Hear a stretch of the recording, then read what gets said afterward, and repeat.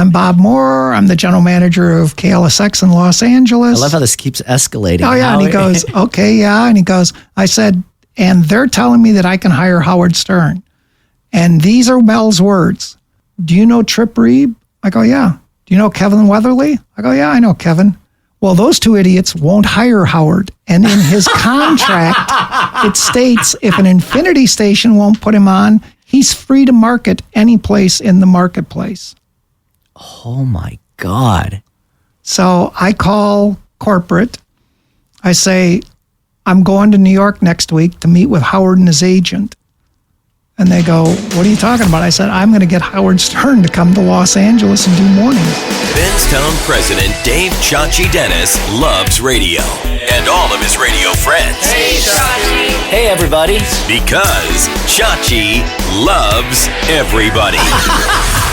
Very excited to welcome Bob Moore for our third podcast. Thank you so much for coming today, Bob. I'm excited to be here. I'm thankful. We appreciate it. Going to get into we decided to start the first three podcasts with Los Angeles legends. So Johnny K, Rick Cummings, and Bob Moore. Wow, great company. Really good company. And your career is just incredible, and we're going to get into that in a couple minutes. But, let me just give you a quick overview of Bob's career, starting in television and then eventually moving into radio, rises all the way to the DOS of CBS, running all the sales and responsible for over $200 million in revenue a year, eventually becoming the general manager for KABC, KLOS, working with Norm Pattiz at Podcast One, and now the president of Sports USA, Larry Kahn's company. Right. So incredibly impressive career. Before we get into all of that and all the trials and tribulations and emotions that you went through, also hiring Howard Stern here in Los Angeles, I mean, so much to cover. I want to talk about the drink that you chose for today. And by the way, let me start off by congratulating you. Of the three interviews we've done so far, Johnny chose a Dole Whip, which is I would have no idea what that is. It's like a sherbety, fruity, frosty type drink that he got hooked on at Disneyland in front of the Tiki Room. Rick Cummings chose tea, but you have come and actually asked us for a gin and tonic. Well, gin and vodka, or vodka tonic. Vodka tonic. I'm old school. When somebody asks what your favorite drink is, I put aside my iced tea and my Diet Cokes and go straight for the booze. And I love that. So we're officially drinking at 11 a.m. at Benztown. That's right.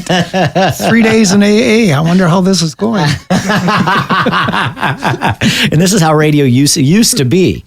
So thank you for actually breaking out some alcohol, and it's fun to enjoy this with you. No problem. So fill me in on the gin and vodka. I'm sorry, I keep on saying gin and vodka. The tonic and vodka. Why is that your favorite drink? Well, here's the thing. I'm a lightweight drinker. I'm not a heavy drinker. So I found after sampling numerous things that vodka tonics I could tolerate because I could always add more tonic, and if I really wanted to be slim about it, I could do vodka soda and add more soda. And it's a drink that I can tolerate, How often do you indulge? That maybe once or twice a week. Okay. I really am not a drinker.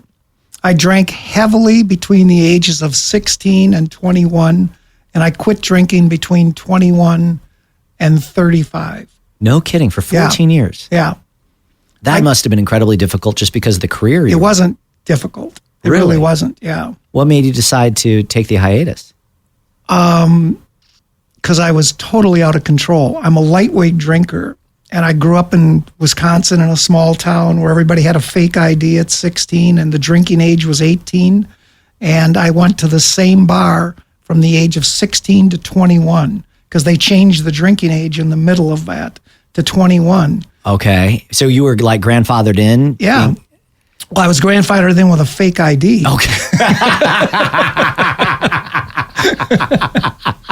I didn't catch that part. You did say a fake ID.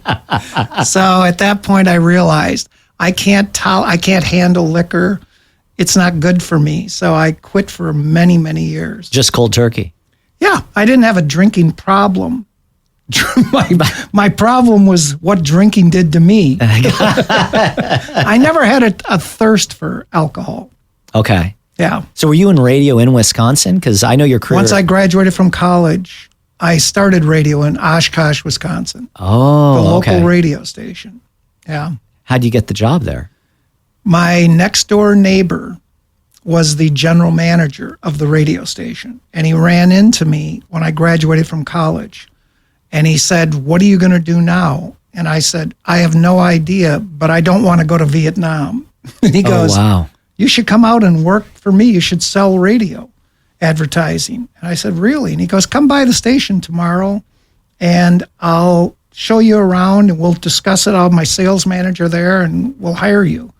I said, "Okay." So I drove out to the radio station, one of 4 radio stations in Oshkosh, Wisconsin. And I spent 2 hours walking around the radio station, interviewing with them, and they hired me. And this is a true story, Chachi.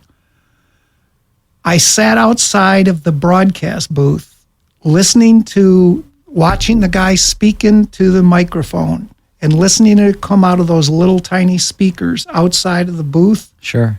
And that was almost 50 years ago. I have no idea how that happens then, and I have no idea still to this day how that happens. You mean like the technology The of the technology part. I know that there's something that goes to a transmitter and then that goes out to the airwaves, but other than that, I have no idea. Oh my God, that's hysterical. It's the truth. Have you been to a transmitter site? Oh yeah, I've been to many. But just never thought to ask how it works. Well, I knew that something goes to that. I mean, Right. I've replaced satellite receivers. I've done hard lines. I've done all that. I mean, I've approved it. Sure, yeah. Well, apparently you don't need to know because it's worked out just fine for you. It seems to have worked. You've had an amazing career. So Yeah, I'm Oshkosh, very lucky. You're an account executive. How long are Right. you there? I'm there for a little over a year, and I decide that this is it, man. I got to go to the bigger market. I've got to really burst out. So they transfer me to the home station in Madison, Wisconsin. Okay, so this is a pretty big operator. Well, it's about 14 stations, Got it. Midwest family. Okay, oh, sure. They're still around today. Oh, yeah, still around today. So I go to Madison. I'm one of like 15 or 18 salespeople. And these are the days when, remember, AM is the king and the FM is the giveaway. Sure. It's almost like it doesn't exist. So I was right at that transition, 68, 69, 70, where all of a sudden the FM stations started to make an impact and start to be valuable. But it was still the AM stations were the king. And it was WISM Madison and Magic FM in Madison. And WISM was a top 40 rock station, and it actually did very well. And I did very well there. And then I decided after about 2 years, it was time to not leave Wisconsin, flee Wisconsin.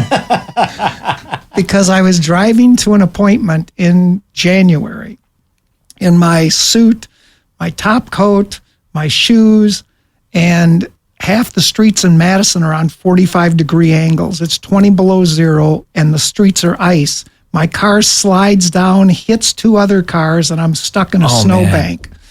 And I got out of the car, and about 2 hours later, it got towed to a garage, and I got back to the radio station, and I went, I got to get out of here. This is killing me.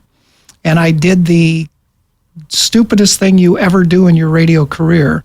I answered an ad in Broadcasting Magazine,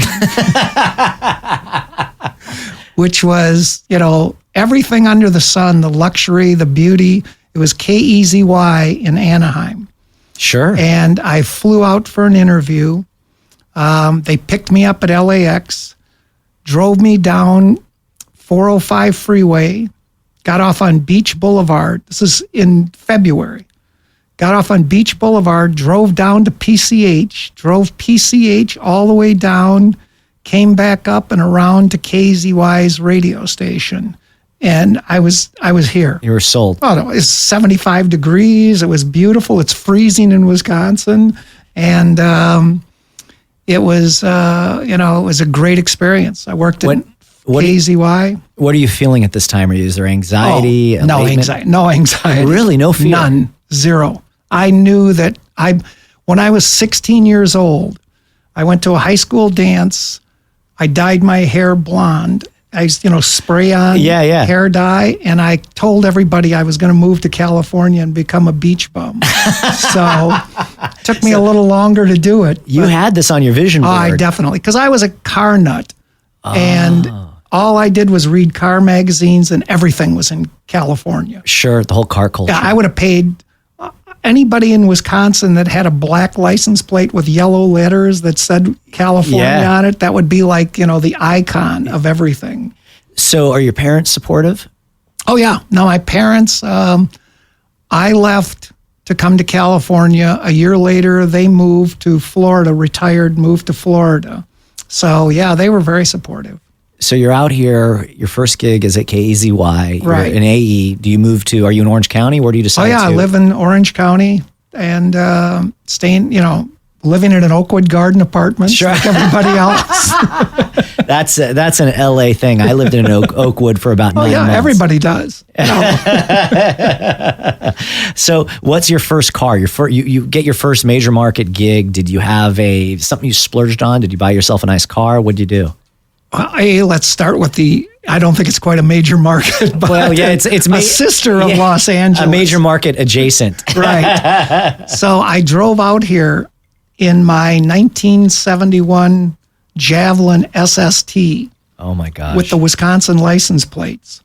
The Javelin, that was kind of like the Pacer? No, the Javelin was their kind of sporty model. Okay. And I drove out here in that with the white Wisconsin, with the yellow Wisconsin license plates. And within about 2 hours, I realized I stood out like a sore thumb, like some farmer has just pulled in. And I pulled into the parking lot, and every other car was a foreign car. Mercedes, Audi, Jaguar. So my first car was an Audi 100. Oh my gosh. You remember that? Oh, sure. Yeah. Sure. 1971 Audi 100, 4-speed. You just feeling like you're on top of the world? I felt like, I had California license plates. I was like made. That's fantastic. And you start off, I'm assuming, being an AE is a very difficult position, and it's certainly not easy, and certainly not easy in an adjacent to a major market. How did that go right off the bat? Well, it was very interesting because they had a policy that if you called on somebody else's account and you sold it, you had to split the commission with that other salesperson. So I'm brand new to the market. I don't know where I am. I don't know where I'm going. And there was an older sales guy that had been there about 20 years. And he would say, here's 10 accounts you should call on, and they were his accounts. So I'm out there selling his, and we're splitting the commission. So I'm thinking, after about 6 weeks, I'm going, this isn't the way to do it. But it was good. He was getting paid off. He was getting paid off of my work. Clever guy. Yeah, KZY at that time was a great radio station. So how do you end up from KZY in television? Because I know you spent time at KABC and KCOP. Right. So that's why I said I'm not sure if you have 6 hours today, but we'll go through this resume quickly. Yeah. KZY, I want to move to LA because I want to get into the big leagues. Right. So I apply for a job at KROQ AM, 1500 AM. Sure, K-Rock's. Right, the new hot rock station in Los Angeles. So I get hired as a salesperson.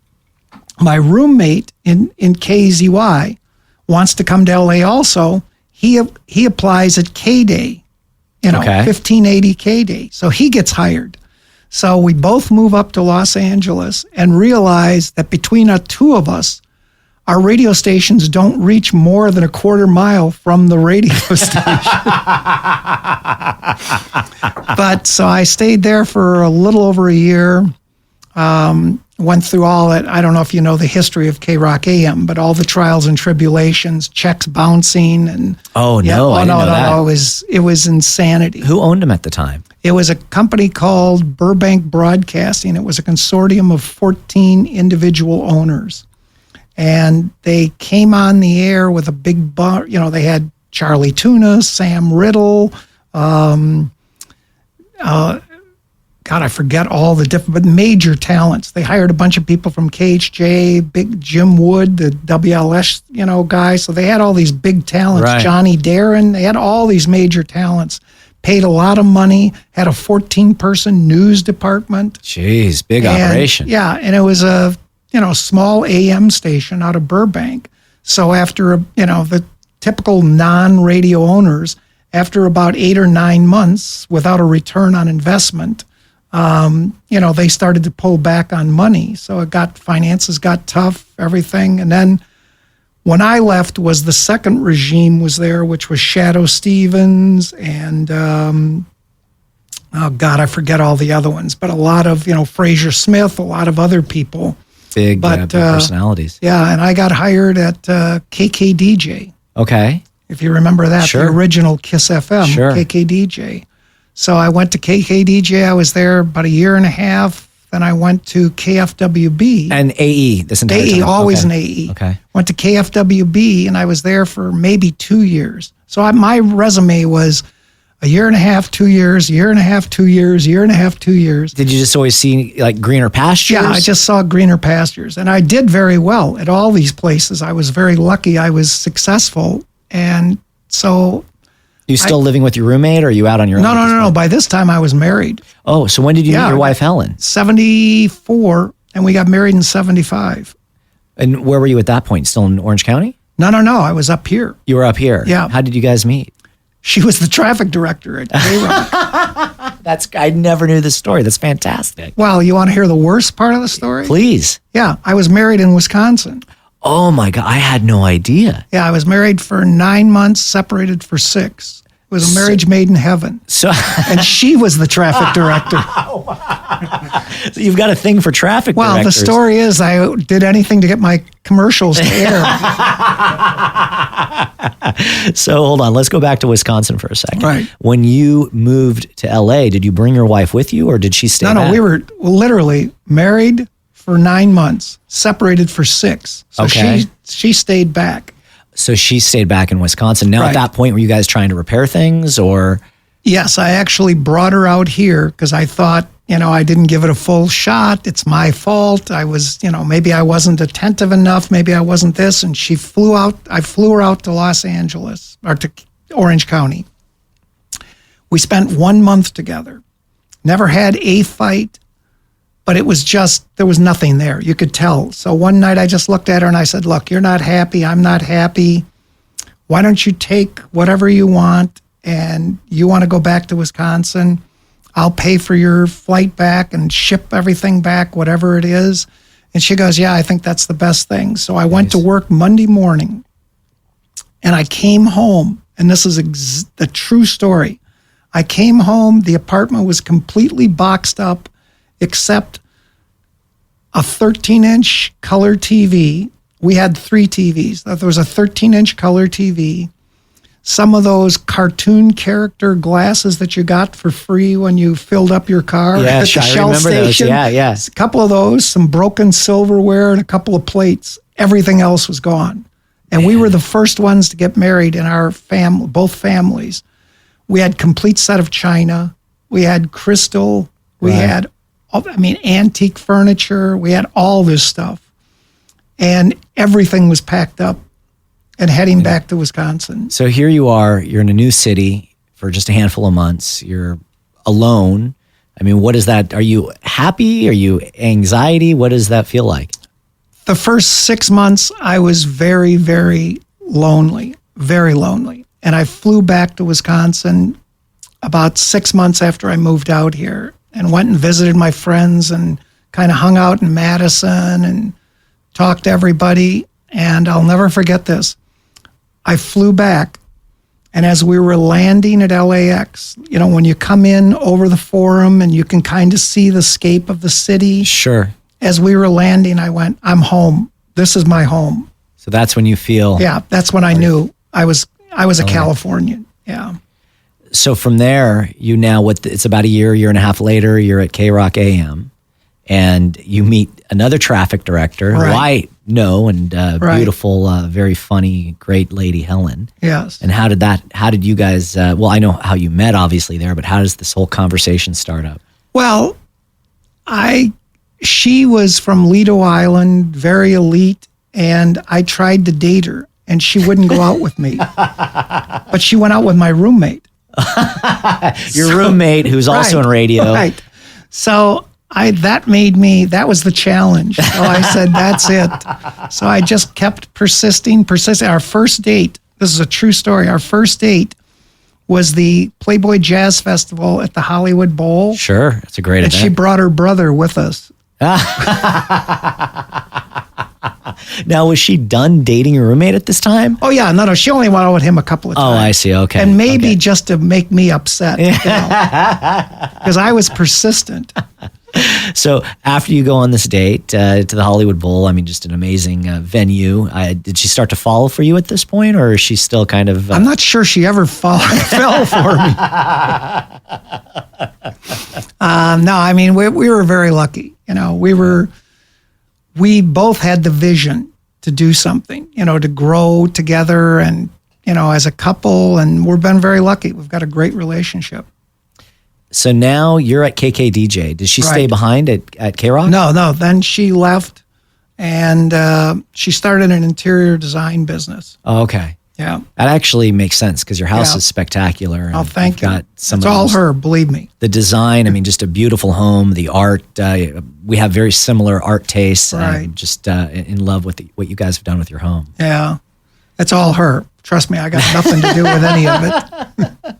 So KKDJ, you're in AE there. Then to KFWB. Okay, oh, that's right. And 2 years at KFWB, and I decided that, television was this allure to be, work at ABC television. So I went and applied for a job at KABC Channel 7, got hired as an AE, and it was a very eye-opening experience because radio was a personal business. Television is a commodity business. It's supply and demand. It's limited inventory with networks, Okay. And I was there for 2 years, and I did very well. It's an interesting story. I was the number one salesperson. And in those days, they had a cap on how much money you could make. Really? So the cap was $45,000 a year for a salesperson. In July, I hit the cap. And I said, so what do I do for the rest of the year? And they said, you service your clients and get business. That's the deal. Kidding. Oh, So- yeah. That's wild. I'd Yeah. never heard of that model before. Yeah. No. So what did you do? Is that what you did? Continue to work, yeah. No, I liked it. Was that all of TV had that model, or was that kind of specific? I think maybe it was specific to ABC. Because Okay. ABC had a system where they constantly wanted to put you into management. The salespeople were recruited into management. They had what they called a spot sales system. Uh-huh. So they didn't want to overpay the salespeople. I So see. they would not go into the spot sales system where you could make a little bit more money and then eventually come out as a manager and make a little more money. So it was an incentive-based business. Got it. So So they your upside was greater in radio. Oh, yeah, my upside was much greater in radio. But they always kept trying to move me in this spot sales system. They kept saying, well, you can go to Detroit, you can go to Chicago, you can go to New York. And I'm going, I just spent 25 years of my life trying to get out of there. Yeah. I don't want to go back. You've got your Audi now Right. and your black and yellow license plate. Come on. So how long are you there? I'm about 2 years, and one of the salespeople that I worked with left and became the sales manager at KCOP Channel 13. Okay. And in that 2 year period, he got promoted to the general sales manager and hired me to be the local sales manager. So then I went from there to the local sales manager at Channel 13, KCOP. Now later in the story, there's a connection. Remember that. I was the local sales manager at KCOP Channel 13 in Los Angeles. All right. I'll keep that. I will definitely keep that in mind. Right. What is it like at this point? I've heard some stories. My ex-father-in-law, who unfortunately has passed away, but he was the sales manager at KTTV. Right. here in Los Angeles, and this is the late 70s and through the 80s. That's and what I was. Yeah, I was 78 to 80. Okay. My understanding was it was pretty harsh. Like there were stories about him jumping on the conference table during sales meetings and hooting and hollering and screaming. And it was a very, I think by today's standards, a pretty aggressive environment. It was the Wild West. Yeah. No exaggeration. It was the Wild West. It was insanity. It was Rough Riders. We had our primetime schedule was Streets of San Francisco double run into Beretta double run into this double run. If you had a 0.4 share, you were in good position, and it was packaging, and it was the Wild West. It was insanity. A lot of entertaining.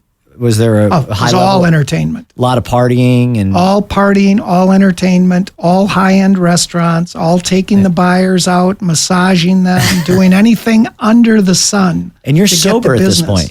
Yeah, I'm sober. And what's that like going through that? Well, it was also the cocaine era. Sure, yeah. So, I mean, it was rampant in the advertising business at that time. So I'm at these, and it was disco. I mean, it was everything that was going on in Los Angeles. Right. And I'm like this straight-laced, sober guy that has no idea what's going on with everybody. I can't figure out why a salesperson would come in the office happy as could be, 2 hours later, sweating, red-faced, upset, 3 hours later, sleeping. I had no idea what was going on. Really? You were just oblivious to it? Just oblivious. Just the Oshkosh life? Yeah, the Oshkosh life. I'm in there going, what's going on? Did you not sleep last night? So your connection then obviously had to be something just very authentic and genuine with the different agencies and Yeah, I was advertisers. very fortunate. Yeah, I got a lot of good relationships. And from ABC especially, I made great relationships. And those transferred over to KCOP. I'll give you a quick story. I got an order for Vaughn's before I left to go to KCOP. It was a second quarter order for Vaughn's Supermarket for KABC television. It was several $100,000, several hundred, more than 3.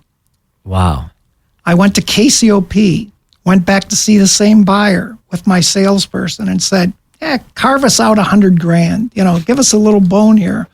I got $36,000 for the order. Jeez. And she said, that's a gift. And you're still capped at this point, correct? Oh, yeah. No. Now I'm at KCOP. I've got a nice salary. Oh, so now you no brand longer... new company car. God. What happened to the Audi? The Audi was way gone. The Audi was 30 cars before. But I've got a 1978 Cadillac Seville. Oh, my God. So you're living life. You're driving. I'm driving. Driving my Caddy every day to work. It's like straight out of Once Upon a Time in Hollywood. It was. That's it. Yeah, it's exactly what it was. And that was about the era. Trust me. That's fantastic. So, such an amazing time in LA radio, but just I think radio in general. But obviously, you're still on the TV side. So, what makes you at that point? You then shift back to radio, correct? So Tim Sullivan, who was the general manager of KHJ, and I had hooked up a couple of times when I was working in radio. And he had gone to a brand new radio station called K-Hits. He was the general manager. Okay. And he was looking for a GSM. So he called me, we met, and I did not like television at this point. It was not what it was crazy. Honestly, the Wild West is the only way to describe it. What your former father-in-law said is exactly the way it was. It was maniac. Jeez. So it was crazy. You wanted something more stable. I wanted to get back to radio because radio was a passion business. You could feel it, you could express it, you could sell it that way. Television is a commodity. It was sold as a commodity. It is a commodity. You have no control over the programming. You have no control over anything. So he tried to hire me. I said, nah, it just doesn't seem like the right time, et cetera, et cetera. And about 6 months later, KHTZ went on the air and was doing really well. It was a soft rock station. And I called him up and I said, let's get together for lunch. I'd like to talk to you again. He goes, great, come on over. So I went over, I made the deal, went to KHTZ. 9 months later, he left and went to Magic 106 as the GM. So now there's a GM opening. So I went there as the general sales manager. Okay. And we were doing very well. We were owned by Greater Media, little company out of New Jersey. And we were doing really well. I'm 35 years old. And Herb McCord, who was the president of the radio division, flew out to LA and said, we want you to be the GM. So that was my start of my GM career. And you never looked back after Never that? Looked Always back. in management. It's phenomenal. Yeah. What would you say is the biggest difference between being in management? Because you're still certainly responsible for an overall number, so sales is still part of it, as opposed to being an AE. What was the biggest shock for you? Well, the biggest change is you're responsible for everything, including the license, which, KLSX era, that's a whole different story. But, you just have to, here's the one thing you have to learn to do. I don't think any good general manager cannot learn the art of delegation, which is a senior management skill set.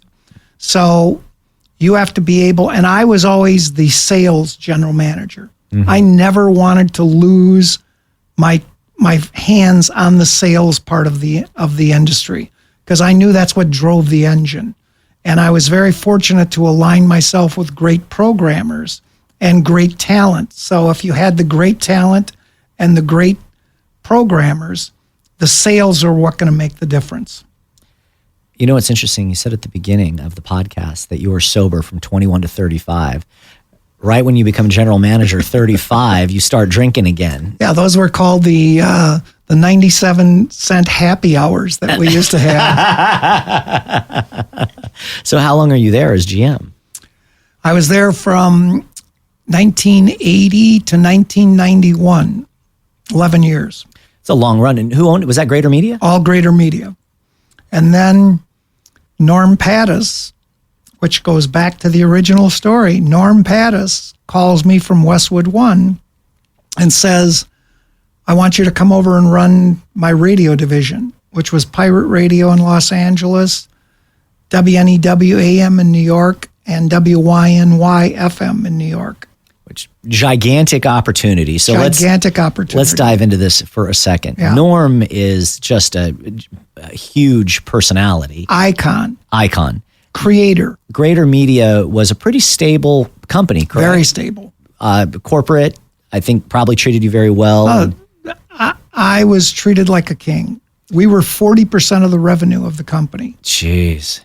Now, Norm, at this point, I know Norm's reputation as of today, and in looking, I've never really worked directly with him, but I think all of us in this industry know a fair amount. You've got to give him his due respect. It really invented syndication as we know it. He'll go as far to claim that he's invented podcasting. I don't know if I'll give him that, but he's certainly been a big influence in podcasting. Well, without Norm, there wouldn't be podcast networks. He saw it, and we'll get into that. Yeah. So what is his reputation at this point? Oh, he's the best in the world. He really is. He's a creative genius. I carried a lot of his shows on KLSX. That's how we knew each other. Okay. He took me to a bunch of Laker games. Once you sit on the floor and then they call you and say, we want you to run this 12-hour special, you're not saying no. Norm has seats literally on the floor next to Jack Nicklaus, right. Or Nicholson. Sorry, I get the golfer and the actor sometimes confused. I'm a golfing fan, but you couldn't ask for better seats at the Laker games. Yeah. His logo, I love. He's famous for rolling up his program, and he'll get up on his feet and jump up and down, and raise his hand with his program and yell at the refs and the players and so forth. So that's his logo, is him holding that program. So he's a very dynamic Laker fan, to say the very least. Oh, he bleeds. He bleeds Lakers. But great guy. So you go to work there, and Pirate in and of itself is just a gigantic, that station just had exploded on the scene here in LA. Is Scott Shannon there at that point? No, so I'm brought in to take over. Scott Shannon's leaving. Okay. we're going to phase 2 of Pirate, which is alternative rock, because Pirate kind of hit that crossroads where they couldn't make the decision or didn't make the decision between alternative and top 40. I remember that in the hair bands, I think, kind of were having... Well, it destroyed it because they had no idea that this was going to become what those hair bands... I mean, welcome to the... without Pirate Radio... Guns N' Roses, I don't think would have been anywhere close to Guns N' Roses. I think of GNR and Pirate Radio like synonymous. Oh, they are.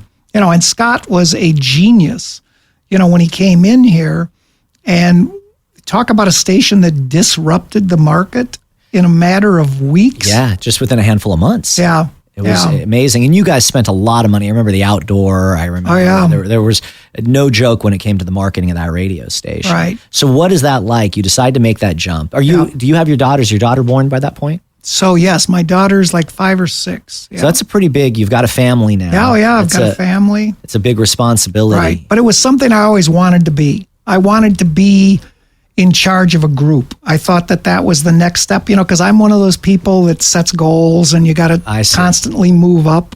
And this is a group doing more revenue, ultimately more upside salary-wise. Right. And it's New York and LA. So that was the idea, I was overseeing both LA and New York. I'd never understood that. That's huge. So were you going back and forth? I was going back and forth. MGM Grand, baby.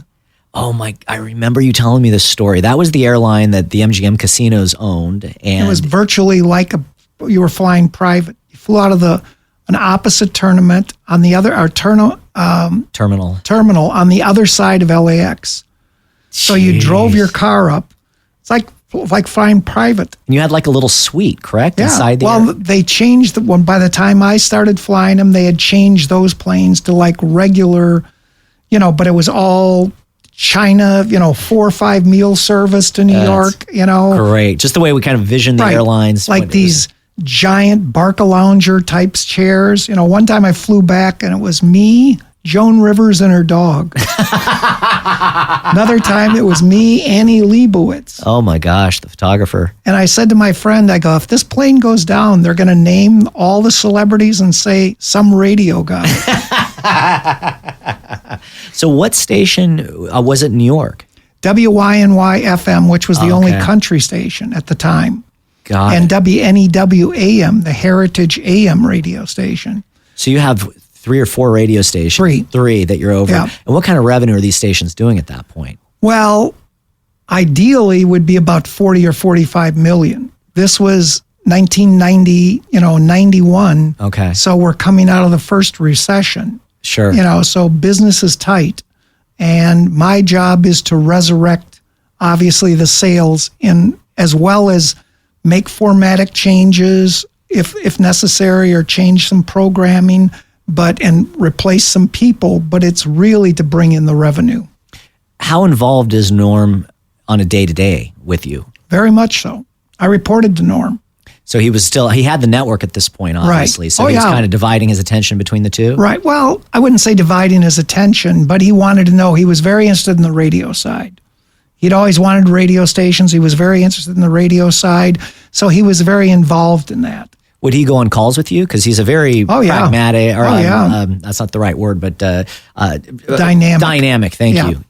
We had a party at his house, which, was like this zillionaire mansion in Holmby Hills, with all the clients and everything. So if you've got a client or someone who's close to a dealership and they're interested I got tickets. I got the Laker tickets. I had floor seats. I had 4 on the other side. Oh my gosh, are you serious?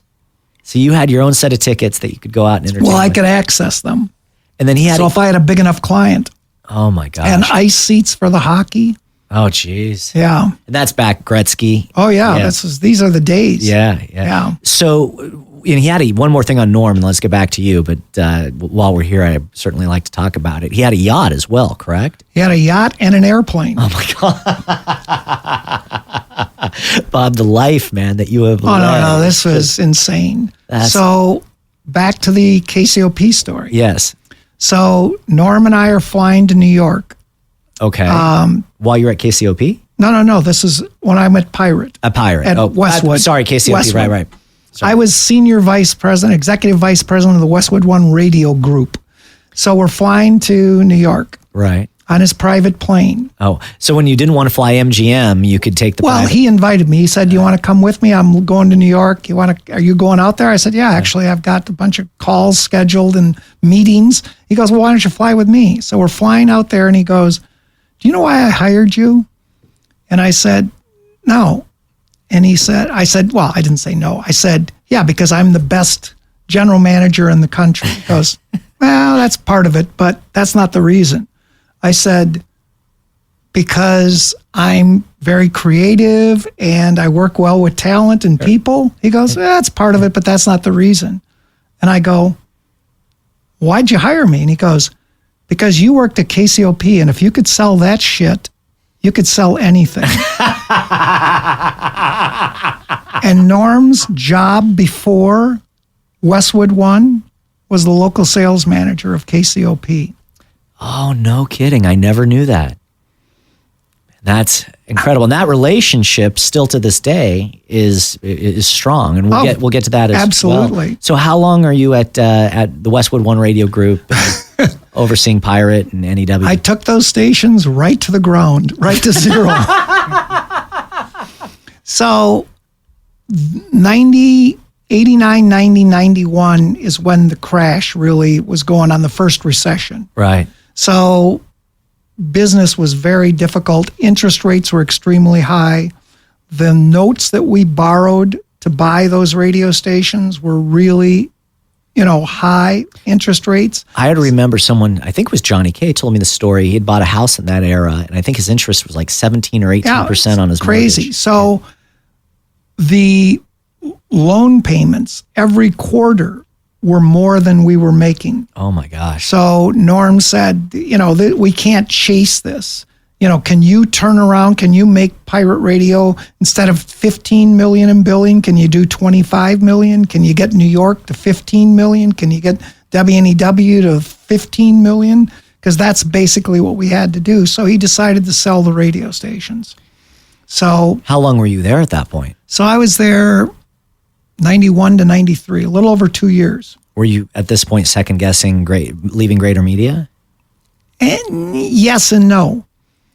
But I'll tell you what, and there's 100 radio owners that would have said, your contract's going to end, work with me, we'll try to help you at the end, et cetera, et cetera. Norm came to me. This is a mensch. He came to me and said, look, I'm going to have to sell these radio stations. You've done a great job. It's not fair. I'm going to extend your contract for another year. I'm going to give you X amount of more stock. Help me work this deal out. I need you to go to the meetings, make the deals, work with me, et cetera, et cetera. Wow. And he paid me every single nickel of that. And if you remember back in those days, it was very commonplace for people to get sold out of a job and walk out the door with 6 weeks or 4 weeks or something like that. Sure. Still incredibly commonplace. I think that was back in the corporate raider days too. Yeah. And you'd that's exactly. It was all acquisitions. It was all these venture. That's when ventures first came in. Sure. So all these fascinating people. I mean, Norm just won. We're going to get into Fareed and the Dickies and CBS. So where do you go now? So you feel at least you're okay financially. You've got a year-long deal, so at least you're not too completely stressed, and you've got some time to find your next gig as well. I want a radio gig, and someone hooks me up with a headhunter for Kick and Kilt in Houston. Okay. The big country stations, Westinghouse. Yeah. So I go and meet Dan Mason. I fly back to Maryland, meet with Dan Mason, and, he offers me the job. So I take the job. In Houston? Move to Houston. Oh, I didn't know anything about this either. So wait no a second. one knows about this. You pick up, you leave your LA dream now. I leave my LA dream. And how does Helen and your daughter, how old's your daughter at this point? 7, My 8? daughter's so this is 93. She's born in 85. So what is she, 7? Yeah. Okay. So she's still pretty young. Yeah. But so I go down there by myself, and they're going because the school year's already started. I so see. they're going to go down. It's August. I go down there. They're going to finish the first year and then come to Houston. So we're flying back and forth, looking at real estate and everything. And after about 4 months, I realized this is the mistake of my life. I woke up one morning. Houston's got the greatest people in the world, the nicest people I've ever met in my life. It's the only time in my entire career that people would call me up and say, "How are you doing, Bob? How do you enjoy our city?" And I would say, "Oh, it's great. What do you need? Do you need tickets to something?" No. I just wanted to see how you're doing. Genuine. So about 4 months in, though, I wake up one morning. It's 88 degrees, 6 o'clock in the morning. It's raining, and it's 96% humidity. Oh, and I went, I'm in hell. I mean, it's just, you can't go from California to that. Sure. And I realized this is not right for me. It was more a geography than the gig itself. It was total geography. It was the gig, because I wanted to be a GM. That was the thing. That was what was driving me. I had a passion to be a GM. I knew I could help somebody. Right. So go on for another couple of months, and I'm sitting in my office on a Friday afternoon. I was going to go home that weekend. I decided not to, because we had a big concert. We had a big country concert, and I wanted to go to the concert, meet the clients, do everything. And I get a phone call from Greater Media headquarters. And it's small talk, hey, how do you like it down there? Have you moved down there? I said, no, I haven't moved yet. We're thinking about putting our house on the market in January, but, I don't know. We've looked at some places down here. Great places also, great communities to live in. Sure, and you get a lot more for your money. Yeah, we get a ton for your money. Yeah. But it's also a city where everything is air conditioned, like the tunnel in the mall is air conditioned, because the minute you walk outside, right. I parked under a covered, I was the only person, the GM's parking lot or spot was under a covered, like a shed top, but it was like covered. And I said, why am I the only one that gets a covered spot? Because you can't touch the steering wheel on your car. People had gloves, so when they'd come out to their car. Oh my gosh, it's that hot. Oh, it's penetrating heat. So, and humidity. Right. So anyway, and finally, they said at Greater Media, they said, you know what, why don't you just come back? We want you back in LA. And I said, kidding. I'll come back, but I want to be able to do what I want to do, which is change the format. I don't want to be, we had Howard in the morning. I hired Howard in 89. I negotiated that deal. Then I left in 91 and came back in 93. Okay. So how serendipitous is that? Yeah. The timing. So I said, I want to go to FM Talk. And they said, well, okay, we'll look at it, this, that, just give us a few months, see what you can do with the, because we were Howard Stern morning classic rock all day. So come back, move back to LA, very satisfied. Had to call Dan Mason and tell him. I was going to ask. Which didn't go over well, but he was a gentleman. He was very nice. And I explained to him it's a family situation. Sure. My family's never going to move here, because Helen told me about 4 months in, you can do what you want to do. I'm not moving. I'm not coming down there. Yeah. That's just not right. My daughters, we're very happy here. We're in the process of rebuilding our house in Studio City. So I come back to LA. About 6 months later, we decide to flip to the FM talk station. So, and they agree to this prior to you taking the gig. You were that adamant about it. Yeah. And why did Thank God. Why did you want to make that change as much? Because I was close with all the guys at the Loop in Chicago, and I saw what they were doing. And again, it's a unique, one of the things that Fred Jacobs taught me early on in the business when we became classic rock. Another Midwest boy. Right. Was be the most unique thing on the dial. Be the only thing in your lane. So if you're the only classic rock station, be the only classic rock station. Be the best classic rock station you could be. I felt there was a hole for an FM talk station in Los Angeles with Howard in the morning. because Howard gave us all that. And if you watch the research on Howard, it was the people that love Howard listened for 2 hours a day. The people that hated Howard listened for 2.5 to 3 hours a day. So he had that compelling audience. Right. And I thought there would be a way we could transfer that. And that's when Walter Sabo entered the picture.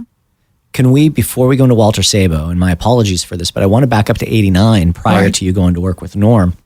How did the Howard thing come about the first time? You know the name Howie Gilman? I do not. Howie Gilman was Global Satellite. Okay. It was a big network syndicator company. I'm assuming which became part of Dial Global, probably. Right. It was a competitor of Westwood One. Okay. He was Rockline. That was his big show. Sure. Absolutely. Okay. Absolutely. So I'm sitting in my office one afternoon at KLSX. I get a phone call from Howie Gilman, and I thought, oh, Christ, here's another syndicator pitching me a show. Right. Another Chachi calling me. Right, another from Chachi pitching me a show. So I pick it up. I go, what's happening, Howie? He goes, do you want Howard Stern? I said, I'd love Howard Stern. He goes, here's his agent's number. Call him. He'll come to L.A. I go, Howie, Howard Stern's not going to come to L.A. because my principal competitor is K-Rock. K-Rock is owned by Infinity. Howard's owned by Infinity. Right. Why would they allow me to hire Howard Stern? He says, just call the number. So I pick up the phone. I call Don Buchwald. And I say, Don, I'm supposed to call you because apparently Howard Stern's available to come to Los Angeles. He goes, yeah, he is.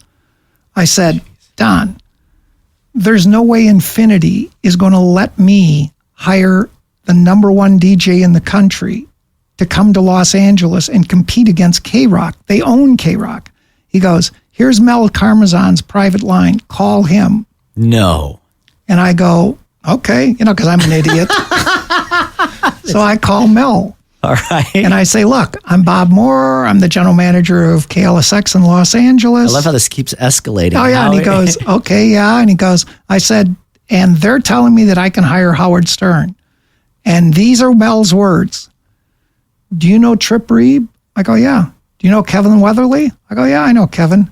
Well, those two idiots won't hire Howard. And in his contract, it states if an Infinity station won't put him on, he's free to market any place in the marketplace. Oh, my God. So I call corporate. I say, I'm going to New York next week to meet with Howard and his agent. And they go, what are you talking about? I said, I'm going to get Howard Stern to come to Los Angeles and do mornings. Unbelievable. So this is the best part of the story. So I have my promotion director take a Hollywood, the sign, the Hollywood sign. Sure. And have an artist render it as Howard would. And I put it nice. It's about, 2.5 feet long, nice framed and everything. And Steve Ellis is my program director at the time. And I get on the plane, fly to New York, meet with Howard and Buchwald in Buchwald's office. And I present him this sign. Right. And he's blown away. He's like, this is the greatest thing in the world. My dream is to come to LA. I've always wanted to be in LA. I want to prove to everybody I can do it. I want to make the studio executives know who I am, because that was Howard's goal, was to be global. Okay. So at the time, he's only on, the Infinity stations on the East Coast. Sure. His syndication is not outside of Infinity. He genuinely wants to be the king of all media. He wants to be the king of all media. So we go through this negotiation period and we make the deal. And I think that's why we had such a great relationship, because he really saw that everybody in the business, everybody told me, this will never work. You can't take a show from New York and rebroadcast it in LA. It'll never work. And I went, he's unique. He's different. No, it won't work. And I went back to Howard and I said, everybody's telling me. And he goes, Bob, look, you got a mayor in LA that people think is nuts. We have a mayor in New York that people think they're nuts. You got a boss that pisses you off. Everybody's got a boss that pisses them off. You hear a funny story, it's the same, it's funny in New York, it's funny in LA. Trust me, I can do this. That really paved the road for his whole expansion. I mean, because he was regionalized at that point, and you were the first person to take a chance to put him on a completely different region. Right. And it was the greatest 15-year ride of my career. Unreal.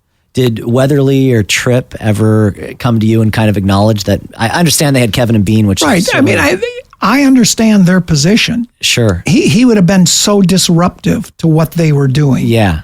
It wouldn't have fit at all. Because if they would have told him, you're playing 4 records an hour, that wasn't Howard. Sure. When you bought Howard, you got Howard, which means when Magic is, diagnosed with AIDS, and then he does 4 days of AIDS jokes about Magic Johnson, and you might basically have riots in L.A. in front of our radio station. When Selena gets shot, and he starts doing jokes about that, and we have the National Hispanic Media Coalition go against us. How do you deal with all that as a general manager? With a lot of support, and you have to learn very quickly that your control is limited, and so that was the whole, it started before we got him, but that was the editing process. So then we had an editor for our show. So they had an editor back there, we had an editor here. Okay. So you had the right to chop some stuff out. We had to. How did Howard take to that? Oh, not well. Not well. Would he call you personally? Or He would call me on the air and personally. Oh, my God. Did you just have to let it kind of roll off? Well, you just had to. Well, here's the one thing. I realized very early on, you cannot be combative with Howard. Because I don't know if the real Howard is the on-air guy or the off-air guy. But, I will tell you, when I went to hire him and we had that meeting in New York, he's the most introverted person I ever met in my life. As big as he is, 6'5", 6'6", he was hunched over, low down, sitting on the couch in like a fetal position. He's not that aggressive personality in person. Would you say, and obviously he's gone through this transformation over the last couple of years, do you think he was actually more the person he is now and he was kind of playing a character before, or somewhere in between? I think the radio gave him freedom to be what he wanted to be because he didn't feel he was being judged every day. I think he will still talk about the fact that he's very introverted. He wants to stay at home. He's very comfortable inside his house.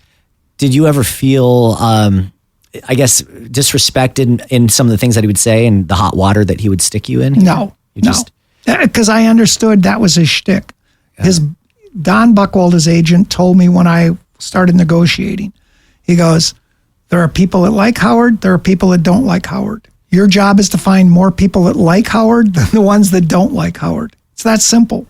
And he's right. That was the thing. Did the success here in LA, was it right away or did it take some time? Took about a year. It took a little over about a year, But I mean, he hit the ground running. Now, those were the days when his plan was to destroy the competition. So I remember some of the things that he would do. Oh, no. He would. Rick Dees. Everybody. That was his plan. His plan was, my attack plan is simple. You go in, who's the kings of the market? You disrupt them immediately. Rick Dees, Mark and Brian, you go right after them. Jay Thomas, whoever it is, you just target those people and you constantly beat on them. Well, it worked. Oh, yeah. So let's go back to 93. Right. So you're now back at KLSX, and you've convinced them to flip to talk. Let's pick it up there. And Sabo. Right. So Walter Sabo is a consultant who's doing Live 105 in New Jersey. And I forget the Orlando call letters, but it's an FM talk station in Orlando. Okay. And it's very, very successful. It's the number one station in the market. Howard in the morning. Very, very successful. So I meet with Walter, and he is a phenomenal salesperson. And he convinces me that this is the right time to do it. But in order to do it, we need to make these personalities following Howard as crazy and as disruptive as he is. That's the word I would use, disruptive. Okay. So following Howard, we hire Ken Ober and we match him with Susan Olsen from the Brady Bunch. Sure. Ken Ober from MTV, Yep. Susan Brady. Following that, we have these two guys called the regular guys, who are just people we're putting together. Now we're just putting shows together. Jack Silver, is he the program director? Not yet. Not yet. Not okay. yet. Then we go to Riki Rachtman, Oh, who sure. had been on MTV. Yeah, Love Line. Then we go to Conway and Steckler, who were two guys doing a internet show. This is 94, 95? Yeah, 94. Okay. They're doing an internet show. Nobody even knows what the internet is. Yeah, we're still on AOL. Right. So, and then we do Mother Love at night, Oh my gosh. followed by Vox, the rock and roll psychic. Who does all this casting? Walter. Oh my God. And he's got this spell that he convinces me this is the greatest thing in the world. So we're rolling along. Oh, and Kato Kaelin. I forgot this. I forgot the one minor role in there. Kato Kaelin. And you're blowing up, I'm guessing, a fair amount of revenue at this time. $23 million my billing radio Jeez. station. So Greater Media has really bought into this. Greater Media is rolling the dice Okay. on their most successful radio station in the company. Is this now the most pressure you've ever felt professionally? Oh, yeah, absolutely. So we have a press release. I mean, a press gathering. Because Walter says, we got to do this right. We're going to roll out the whole cast. All right. And we're going to change the name to Real Radio. Well, no, not Real Radio. Was it Real Radio? I think it actually was Real Radio. Yeah. And he puts echo behind everything.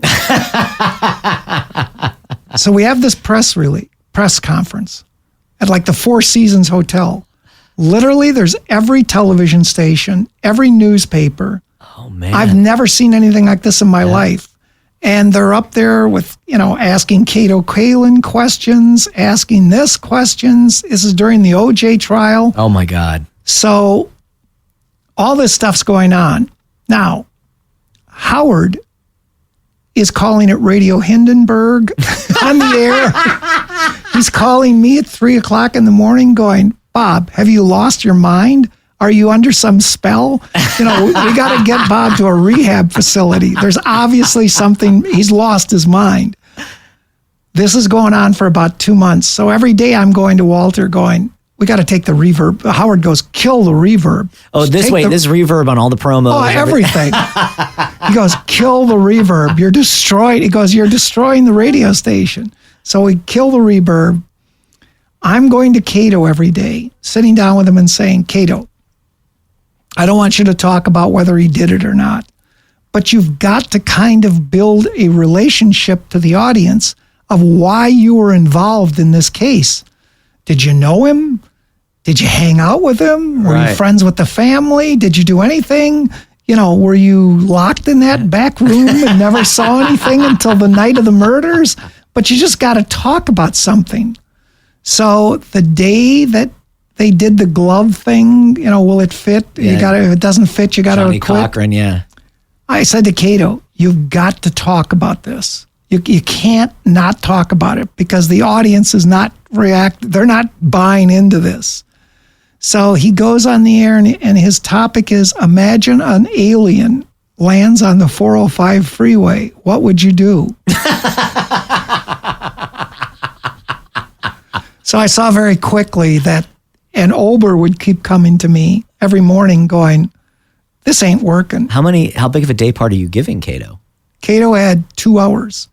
Jeez. Yeah. So you had to fire Kato? I had to fire Kato. Eventually, we got rid of Ober and Olsen because those two, as you well know, you're a radio programmer. You can't just grab 2 people and put them together and make it work. It's tough. Yeah. If there's no chemistry, it doesn't work. Yeah. Now, the guys that had the most chemistry were the regular guys, and then they blew up on the air, so we had to fire them. So I had to fire Ober and Olsen, Kato, Riki Rachtman got in a fight with Doug Steckler and punched Doug Steckler out. So and I had to do something with the porn star. Janine Lindemule. Yeah. What was that all about? I remember this made like big news. Right. Conway and Steckler were talking about the fact that Riki was dating this Janine Lindemule, this porn star. Right.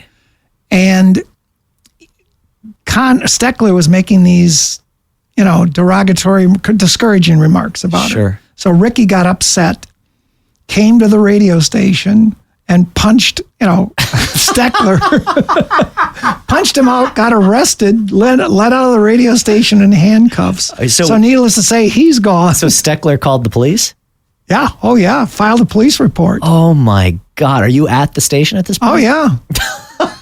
So, and I'm in a meeting downstairs in the conference room, and we get a phone call, and it's in the meeting, and it says, Riki punched out Steckler. And I'm thinking, Ricky Filliar? I remember Ricky. Yeah, Ricky Filliar. Ricky Filliar punched him. And they said, no, Rachtman. So we had to get rid of him. We had to get rid of the regular guys, Kato, Ober, and Olsen. Mother Love did not work at all. That was like a nightmare. Then we got rid of Vox, the rock and roll psychic. What are your bosses at Greater Media at this point saying? So supportive. They knew we could fix it. What's revenue like? Is the station... Drops from 23 to 16. We lose $7 million. Oh my gosh.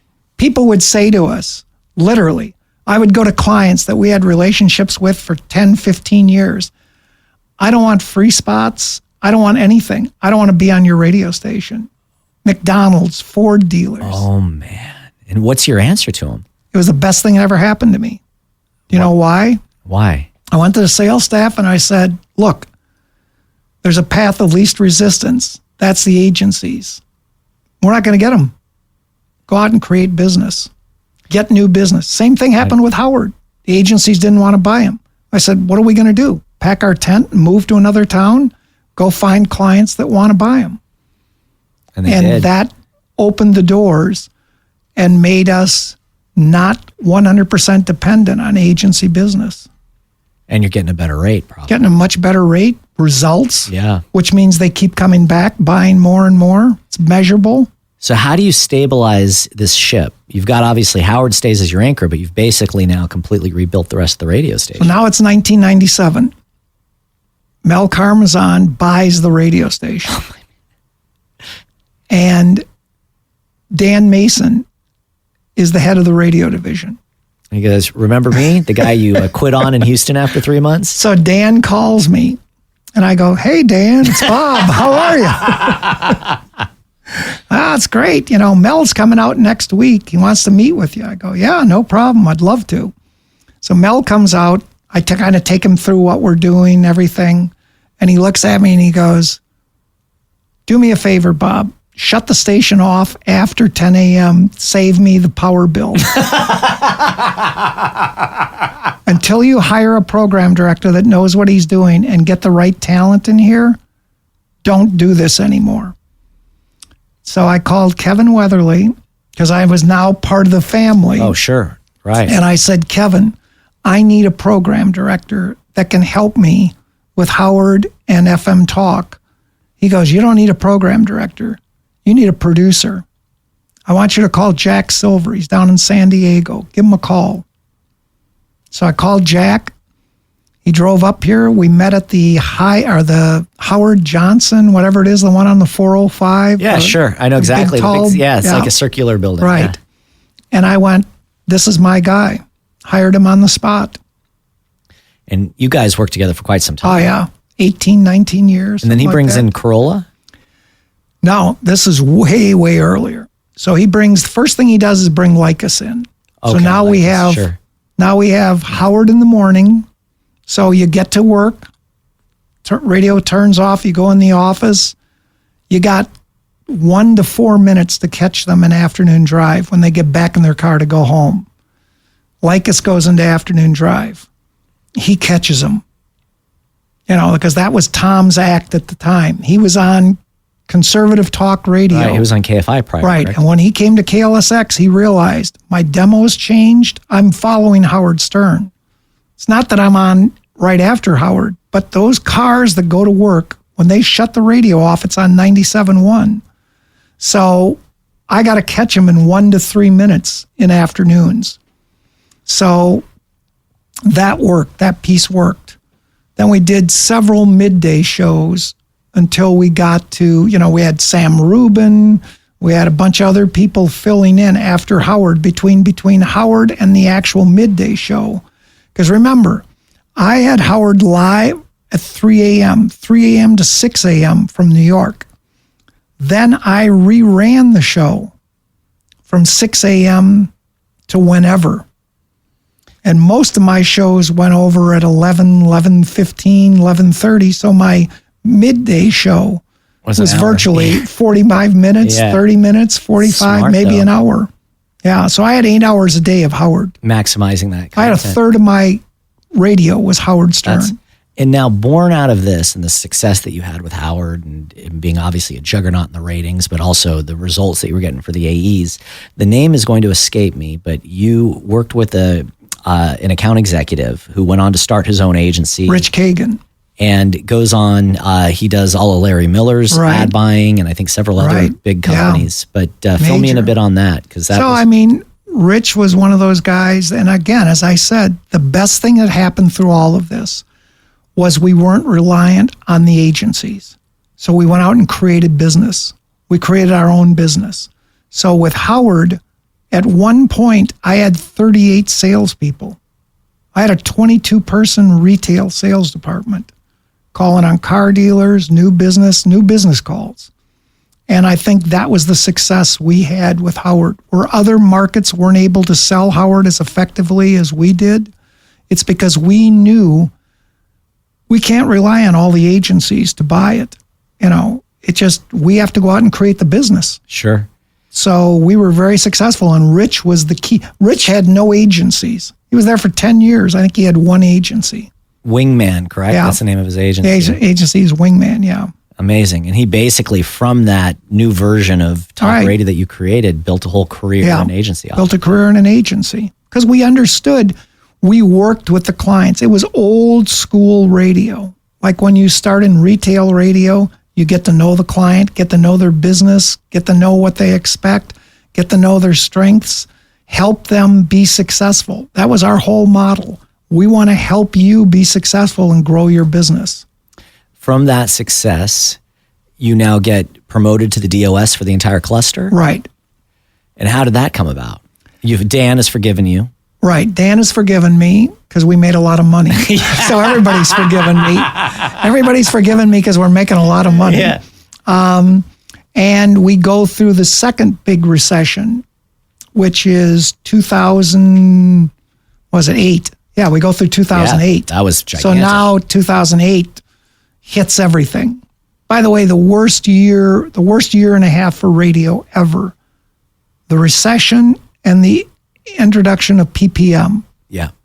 That's what I got caught up in. I was laid off at that point on President Obama's inauguration day. Yeah. But through the mid-2000s, when I was at KBIG and My FM, we had gotten to a point where there was so much refinance business on the air, I actually got to say no more. I think we had like 16 or 17. That's why you would have never worked for me. As Jack said to people numerous times, Bob beat the program director out of me.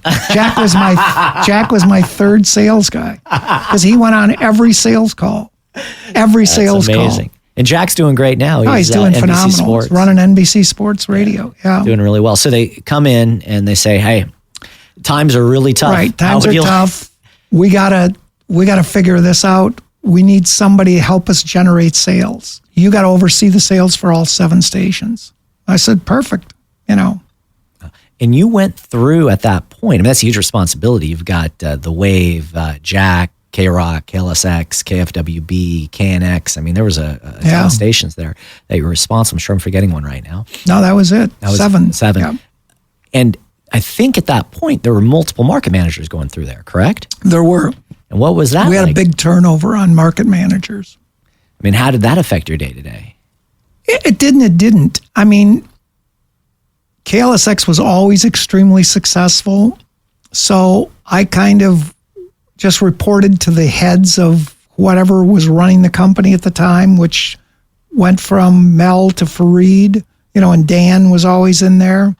And I think they had confidence that I could get it done. So I didn't really feel the pressure. As the market managers were coming and going, did they have much impact on what you were doing, or did they kind of steer clear? Steered clear. First of all, nobody understood KLSX. It was like, we were like, the hell is this thing? I'm not sure you understood KLSX. I understood it. I didn't control it, but I understood it. But I mean, when we had Howard, then Adam, into Frosty, Heidi, and Frank, into Lycus, into Conway and Steckler, that was a 6 a.m. to 1 a.m. firecracker. It was a nonstop morning shows. Nonstop morning shows. And all generating tremendous revenue. Clients loved it. People loved it. We were doing bar events with Frosty, Heidi, and Frank at 11 o'clock in the morning. We'd have 3,000 people. Kind of like a live broadcast. Kind of like the bar event we're doing right now at 11 a.m. Right. When does Howard announce that he's going to satellite? 2005. And how did that feel? Were you aware it was going to happen? I was talking to his agent. We were in negotiations. I was talking to his agent. I think CBS was close to $50 million they were offering him. Oh my gosh. And just for Los Angeles? No, for the whole thing. Because by that time it was the whole country. Got it. So I called his agent. I said, Don, I know this is a negotiation. I was very close to him. And I said, Don, I know this is a negotiation, but nobody's going to be close to what we're paying you. I said, this is crazy. He goes, you're not even in the ballpark. And I went, that's impossible. I said, that can't be right. I said, look at his footprint.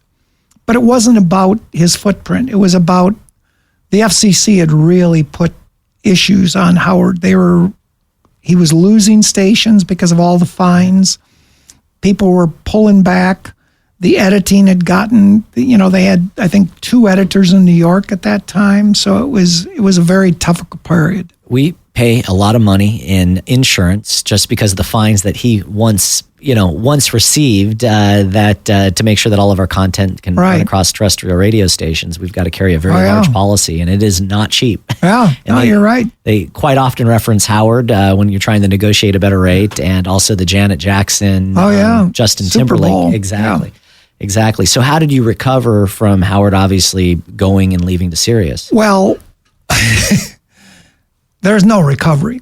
I mean, literally, there's no recovery. We kept 50% of the business, which I think is beyond extraordinary. Yeah, with Adam. It's beyond extraordinary. So that's when Adam, I had for some reason thought that Adam started like at night. No, that was, he replaced Howard. He replaced, which really tough shoes to fill. Yeah, impossible shoes That's to right. fill. And they did David Lee Roth on the East Coast. David Lee Roth, they did Rover in the Midwest. But you can't replace Howard. There is no Howard Stern, So it was tough. And then PPM hit right about the same time, 3 years later, and our ratings dropped to like 50%. Oh my God.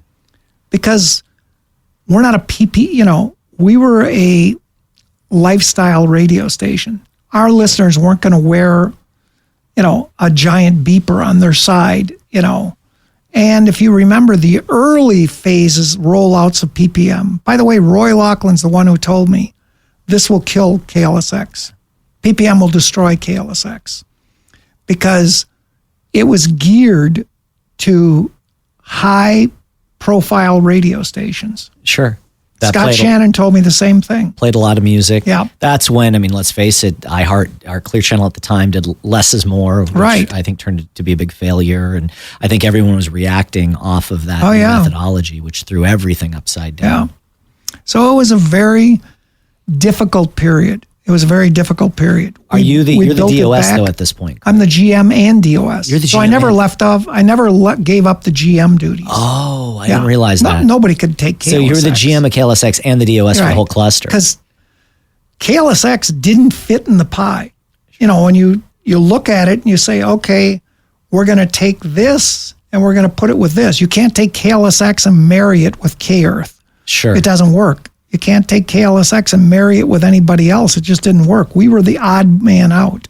In that situation, when you obviously have a baby, you can't argue that KLSX wasn't your baby. Oh. How do you remain neutral when you're going and doing a call for the wave, for instance? Well, you have to. I mean, it's just, at least I was smart enough to know that that's what I had to do. I was professional enough to understand, when the buy was women 35-54 and I had the wave and K-Earth and KNX, I can't go in there and force feed them K-Rock and KLSX. Sure. Just doesn't work. Do you feel like there was ever a perception of that you played favorites within the building? I don't think so. I really don't. Because at that time, my job was to garner share. Sure. Get as much business as we possibly could. And you didn't, can't argue that you didn't do an amazing Right. job, man. I mean, that was, if you look at how that cluster's performed over the years Right. and the churn in market managers and people returning, I mean, it's, I think certainly, and you can't look past the biggest recession the country has seen. It was horrible.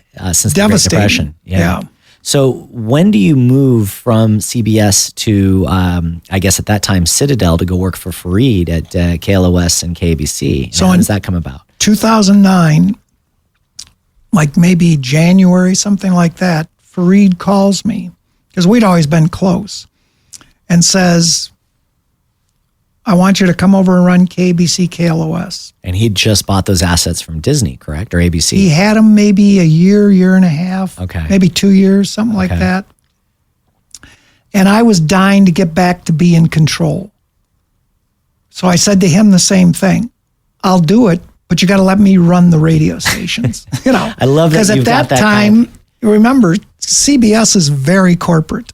Sure. You're not making decisions to change this, to do this. I It's see. very, very corporate. So once KLSX goes to CBS, it changes. You had a lot of becomes autonomy. very corporate. Yeah. It still let us do everything, but they never, I don't think anybody understood it. Mel understood it, but Right. I don't think anybody else did in the corporate world, other than it was a cash machine. Got you it. know. Got it. But you had a lot of people looking over your shoulder. Right, Understood. right. Okay. So I said to Fareed, you let me run it, I'll come over there. He goes, oh, can you fix it? I go, trust me, I can fix it. That's what I do. So that's when I went to KLOS, KABC. So you go in the throes of the recession to KABC. Well, it's 2009. Yeah, that's the throes of the. I mean, it doesn't get much worse than 2009. Yeah. I mean, that's a tough time. Very time. tough time. And so walk me through that. What's it like to work for Fareed, who's another, I mean, sort of Phenomenal. icon of Treated me business? like a king. Really, because Mel and Fareed understood one thing. Your job, you got two jobs. You got to keep the license and you got to make a lot of money. You keep the license and you make a lot of money, you're a hero. Right. You know, you keep the license, you don't make a lot of money, you're going to get beat up every single day. So he treated me really well. I could never say a negative thing about Fareed. I've been very fortunate to work for really people that treated me great and respected what I did. What's your first, I mean, so you go there and you understand the dynamics of the market at that time. Clear Channel has a full cluster. CBS has a full cluster. And now you've got two stations. Right.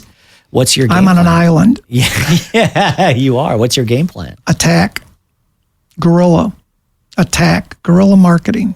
Do anything and everything we can to disrupt the other guys. Now, at this point, is it your idea? Are the Dodgers already at KBC? Dodgers are there. The Dodgers are there. Yeah. Okay. So walk me through that relationship and dealing with the team as big as the Dodgers. Phenomenal. It was a great, I mean, it was the glue that held KBC together. Because remember, our competitor was KFI. Right. KFI is the beast that never stops growing. So here we are trying to compete against them. And when I took it over, don't forget, when I took it over, it's Doug McIntyre in the morning. Then it's Joe Scarborough out of New York. Then it's Sean Hannity out of New York. Then it's Mark Levin out of Washington. I don't get another local show till I think 7 or 8 o'clock at night, which is Peter Tilden. Jeez. So I've got all these syndicated shows, Right. which are not, I'm not against KFI. So against John and Ken, I'm putting up Mark Levin before Trump, by the way. Right. You know, if Trump was in office, I would have had a powerhouse radio station. This is before Trump. Yeah.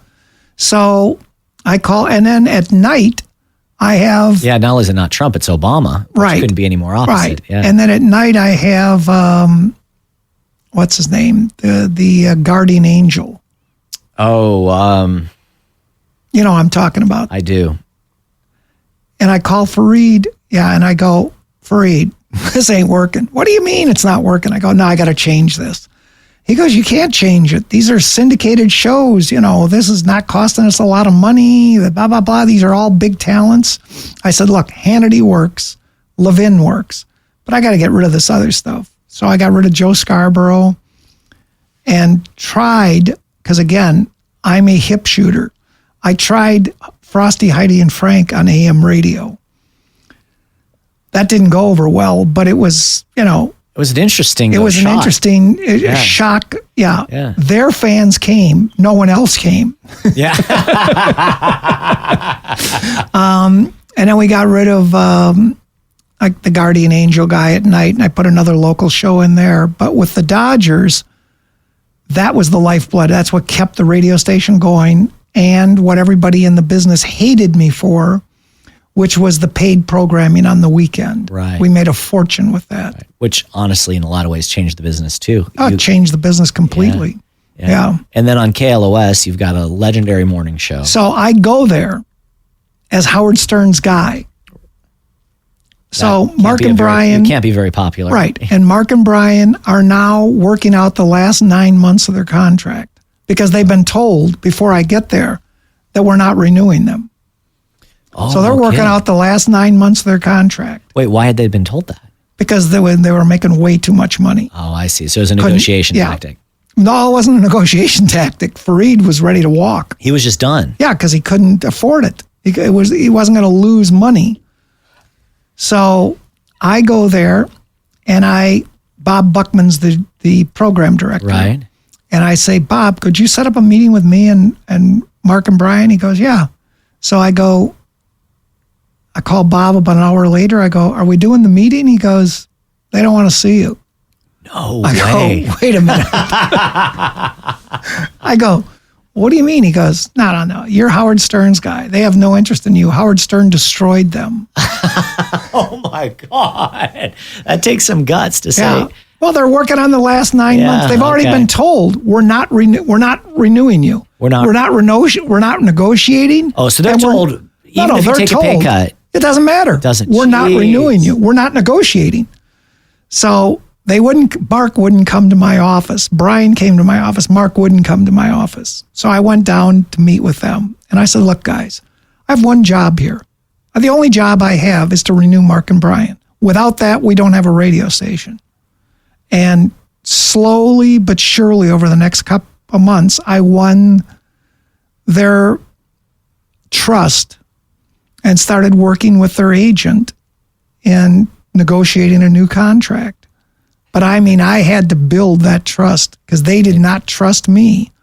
So you were working Freed on the other side and saying, hey, we need them. I said, Freed, this is great. Let's shut it off. Well, let's just give KLOS away. Because without Mark and Brian, we don't have a radio station. It's not true. I said, no, it is true. I said, I can hire Frosty, Heidi, and Frank. They'll come over and do mornings, but they're not going to give you what Mark and Brian can give you. Right. I said, first of all, these guys have been under restraints. They weren't doing personal appearances. They were barely doing live reads. They had taken everything away from the show. Why did they do that? It was between ABC and then when Citadel came in, they didn't understand how to, again, the other great part of being a good general manager is understanding how to manage the talent, which is what Kevin and Tripp do better than anybody, Right. I think, in the business. You got to understand how to manage the talent. They didn't have a GM that understood how to manage the talent. A lot of GMs feel more comfortable sitting in the GM chair and not getting involved in everything else. That wasn't me, I think that's probably one of the reasons for your success is the fact that you know how to handle and it's almost in a lot of ways, I liken the position to a manager or a coach of an NFL team or a baseball team. I mean, you're dealing with gigantic personalities and it's egos, personalities. You got to massage it. You got to know how to manage it. So you get them renewed. And open up the gates for them. Start doing a bunch of live appearances, getting them involved, getting them to throw out the first pitch at a Dodger, doing the integration that you're supposed to do. Back into the community. Yeah, with big talent. Station starts to kick on all four cylinders. We're really rolling. Things are going really well. And we go into bankruptcy. I'm there maybe a little over a year. Now, Citadel's the first of the companies to kind of, obviously after that we saw Cumulus and Clear Channel and so forth go through it all, but Freed gets hit first. Freed gets hit first. What's that conversation? Like Freed calls me up and says, hey, look, you're going to be reading a lot of negative things. Don't worry. We're going to handle this. You have complete faith. I just signed you to a new contract. Don't worry. You'll be fine. So he's a mensch. Yeah, he's another mensch. Yeah. And I said, perfect. I go, and he said, trust me, you're going to be taken care of, but we're going to get through this. This is simple.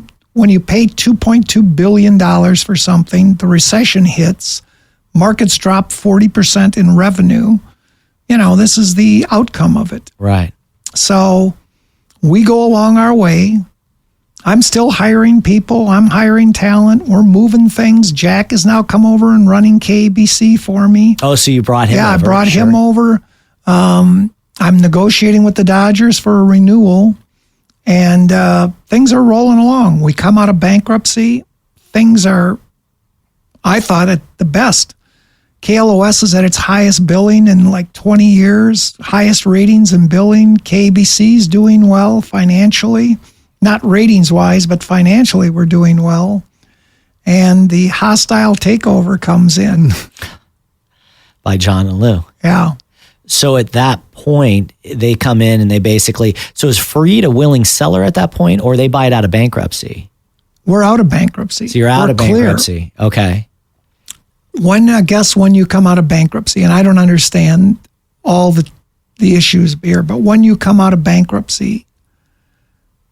They replace certain board members as part of the thing, and I think they're in control of what happens with the company. I see. So and if they can get all their money back, or the majority of their money back, that's what they do. The old debt holders now got it, and so they decide to sell to John and Lou. They make a big bid, $2.2 billion, and that's it. They come in. And what year is this? 2011. 2011. And at the same time... Almost 2012. It's November of 11. Remember when Rush made the Sandra Fluck comments? Is all around this time, if I'm correct. Yeah, and then it starts a little earlier. Gets very difficult. Because I was in New York for a lot of those conversations. And then you have a difficult time. Not only did you have the recession, we're just starting to dig out of that, but you also have a situation where a lot of the agencies now don't want anything to do with talk radio, which is also continues to be a struggle even to today. Again... relying on the retail and the block programming. Got it. That's a lot of money, So John and Lou come in. How does that change go? Not well for me. Yeah, well, not well for them either. But So basically, they came in and they wanted to make changes. And they bulleted me and I think 133 people on the same day. Oh my, 133 people. Yeah. Not just across the country. Across the country. What were the changes? What were their thought process in that? I think the change was that they had a direction that they wanted to go. And I was a hip shooter. Right. And I don't think they liked that, Very analytical. Yeah. You can't. I got to spend some time with John and Lou, and John. By the way, Lou is a genius. Yeah. I agree. I think they're both incredibly bright guys. I think that sometimes John's personality could be a little bit more refined and a bit gentler, but I cannot say for a second that they're not both incredibly bright. But whether the the feel. I get this from you, which I respect a lot, because I think I'm similar to you. I'm not necessarily as analytical as I should be. And I think you and I we lead by our gut and our feeling. But there's something to that. You can't necessarily put that on a spreadsheet. It's not necessarily a metric, but success goes with it. And there's no doubt that you've had an unbelievable amount of success following that. Yeah, well, I'll tell you a quick story. So Lou came in right after they took over the radio stations and wanted to have a staff meeting. And in the staff meeting, he made a comment that they owned Strata Research. So he'd done radio research, markets all over the country. Top 10 markets, number 1 market, number 100 market. And what he found was there is absolutely no difference between Tuscaloosa, Alabama, and Los Angeles when it came to operating a radio station. It's just different markets. And so after the meeting, he came into my office and I said, Lou, I appreciate everything you did. I believe you're great. You guys have a vision. I understand that. I'll try to perform as best I can for this vision, but I have to differ with you. I worked in small market radio. There's a major difference between Tuscaloosa and Los Angeles. I don't think they ever bought that. Yeah. I don't think they ever believed that. I think in a lot of ways they were cutting edge, and I owe a lot of our success to them, and I think that they did a lot of things. I do think they take more slack than they probably should. I think they did a lot of things right, very, very bright, but there's no doubt they did some things wrong to their own admission. And to your point, Town Square has built a whole business on they are completely different. Town Square purposely stays out of the top 50 markets because it is a different business. It's a different world. Fascinating. So you leave there. I leave there. You go to work with Norm again. Come back to Norm. Reunite with Norm. As president of Courtside Entertainment Group, which we have Dr. Drew, Loveline, Bill O'Reilly. It's funny. You come into the Wild West and you go right. It's like you never left. I never left. You've got your revolver on and your spurs, and you're ready to go. Yeah.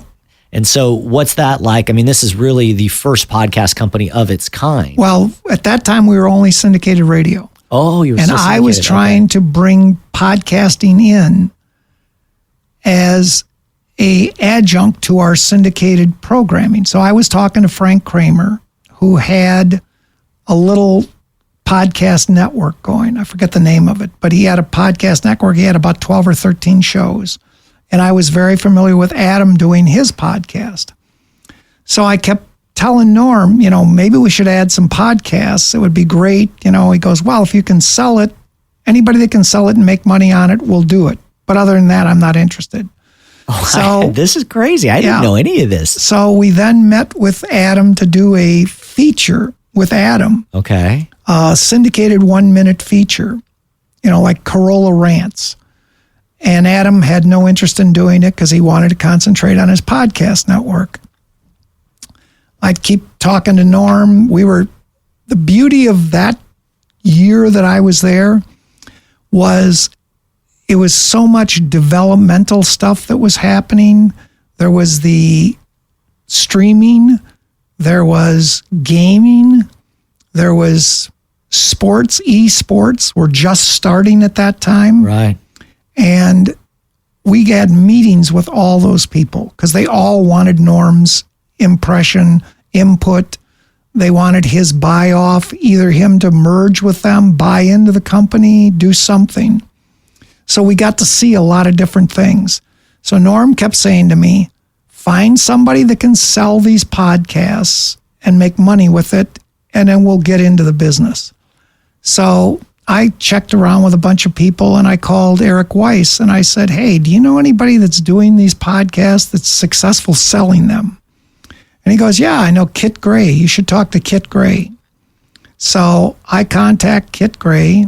We get together for a lunch. He tells me he's got like 20 comedians that he's representing as a podcast network. It's Bill Burr, it's Bill Maher, it's Adam Carolla, it's just like Mark Maron at the time. He had all the top comedians that were doing podcasts. So I said, are you making money with it? He goes, yeah, no, it's great. I'm making money. I get to work out of my house and I sit in the marina with my dog and I, just make these appointments, go out on them and set up these calls. And it's all great because it's live reads, it's personal endorsements, it's P1 listeners because they're all, fanatical fans of these hosts. So I set up a meeting. I said, you should really come in and work with us because we could really blow this up on a major scale. So I set up a meeting with Norm, and Norm obviously woos him and blows him away. And we start Podcast One. And that becomes the network. And what I never saw, which Norm saw immediately, which is why I give him all the credit in the world, Norm said, this isn't an adjunct to the network syndication business. This isn't a little side business. This is Westwood One. All over again. All over again. This is 200, 300 shows that we put a network together, hire salespeople all over the country, and build this giant footprint. And I say, nobody saw this but Norm. Did you leave because you didn't see the vision? I left because after about 2 or 3 months, Norm said, look, you're my radio guy. I see. I want you to concentrate. And we had just done a deal with Laura Ingraham. Okay. And I had to take a hard reflection on my career and say, do I want to end my career with Loveline, the Dr. Drew 1 Minute Clinic, Bill O'Reilly, and Laura Ingraham? No, that's not what I want to do. So I left at the end of the year. I just said, you know what, this isn't working. It's not what I want to do. Sure. And he said, I know you want the shiny new toy, but that's not your stronghold. Right. Your stronghold is radio. I can't argue with him, And now you're working with Larry Kahn. Right. So I left because Larry had been trying to hire me for a couple of years to come in and run his company, Sports USA, do NFL, NCAA football, and we were getting into podcasting and doing some other sports, Little League World Series, Triple Crown of horse racing, all radio, terrestrial radio stuff. So I went to work there. That was 2012. So what is it, 7 years? Yeah. That's fantastic. And obviously built a great business there. Yeah. You guys have a lot of the NFL games. Oh, yeah. We do an NFL doubleheader every Sunday, college game of the week, bowl games. You done sports, talk radio, music radio. What's your favorite? Well, nothing will ever, KLSX nothing will ever come close to the high I had with KLSX. It was a dominant radio station. I mean, it was a life-changing radio station. And it was something you really created helped create, was involved on the ground floor, worked with Howard for 15 years. There's nothing in my career that will replace those 15 years. It was a license to print money. Back to Larry really quickly, and you look at sports and what you're doing there. Do you feel that is the best genre as far as format goes? I don't want to say the safest, but I guess we'll just use that word when you look at all the disruption from Spotify and Pandora and everything else we have going on in our medium right now, that sports seems to really hold its own. And well, here's the one thing I will say. As long as there are terrestrial radios, radios in cars, and you can listen to a live NFL game, on the radio, or a college football game, Alabama versus, Arkansas or something like that, because we only deal with the top 5 conferences. So it's top tier stuff. And then when you get to the NFL, that's the pinnacle of everything in sports. That's hard to beat. Now, do we have competitors? Yes, we have Sirius. We have TuneIn. Now the Giants are trying to get involved in it. But as long as that radio, is free and accessible, I think it's hard to beat us. NFL, I just saw actually earlier today in the latest television ratings, has made quite a pop again. I know last year was off a bit, and it seems to be up again, which is interesting. I think it's the number one sport in the world. Yeah, it is really by revenue. I think you're 100% correct. Yeah. Fill me in a little bit on what your day-to-day is now. Are you negotiating with sports teams, with stations? I don't get involved in that. That's Larry's. We have 3 people that do that do the contracts and the negotiations with the teams, because that's gotten very, very expensive. All this competition has increased the price of doing business. I see. So my job basically is managing the sales organizations that work with us, looking at new opportunities, trying to look at, as I said earlier, we were kicking the tires of the English Premier League soccer, and just trying to find things to match up to our football, Little League World Series, Triple Crown of horse racing, other things that we can do. The Little League World Series I actually got into this year, which was the first time I've ever been into it, but it's really entertaining to watch. It's entertaining to watch, and it's a great, again, if I'm a sports station, do I want to put 2 guys screaming at each other about nothing on the weekends, or do I want to put live sports on? That's been our secret to our success. Sure. Safe for the family. Yeah, and we're white label. So we can run on ESPN, we can run on Fox. We have Fox affiliates, ESPN affiliates, because we don't do the dun-da-dun, dun-da-dun, right. So that's the beauty of our product. And when we go to somebody, we're on 400 plus radio stations across the country. But when we go to somebody, that's what we offer them. You can get live morning and afternoon NFL football game. So basically your weekend, your Sunday afternoon is taken care of. Really so greatly appreciate the time. This has just been a pleasure. My pleasure. Your knowledge and the career is just an amazing story, and I've learned so much. I've followed. I mean, we've become friends over the last few years, but I've really followed your career, and it's an honor to be able to have this conversation. Oh, it's my pleasure, and the fact is, I reflect when I listen to something like this how lucky I've been. I've really been lucky. To have experienced what I experienced, and the opportunities that these guys, these great radio legends gave me, these opportunities. That's what I'm most thankful for. Well, Bob Moore, thank you so much for joining us today. Really appreciate it. My pleasure.